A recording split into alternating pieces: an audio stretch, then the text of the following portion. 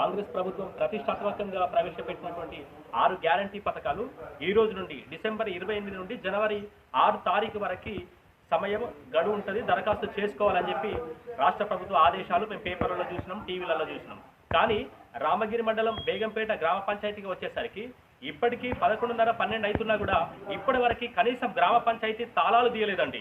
ఇది ఏంది అని మేము అడిగితే వాళ్ళు పూర్తిగా కూడా పెదవి తెరవనటువంటి పరిస్థితి. ఇక్కడ ఉన్నటువంటి టీఆర్ఎస్ సర్పంచ్, టీఆర్ఎస్ ఎంపీటీసీలు కాంగ్రెస్ పార్టీ పథకాలని నీరుగార్చేందుకు, సంక్షేమ పథకాలని ప్రజలకు అందకుండా చేయడం కోసం, సమాచారం ప్రజలకి అందకుండా చేయడం కోసం టీఆర్ఎస్ సర్పంచ్, టీఆర్ఎస్ ఎంపీటీసీ ఆడినటువంటి ఇది ఒక నాటకం. ప్రజలకి సమాచారం అందకుండా తప్పుదారి పట్టించి ఒక గందరగోళం సృష్టించి టీఆర్ఎస్ సర్పంచ్, ఎంపీటీసీ ఆడినటువంటి ఈ నాటకాల గురించి ఖచ్చితంగా మేము ప్రభుత్వ అధికారుల దృష్టికి తీసుకెళ్తాం. చర్యలు చేపట్టే విధంగా మా వంతు మేము ప్రయత్నాలు చేస్తాం.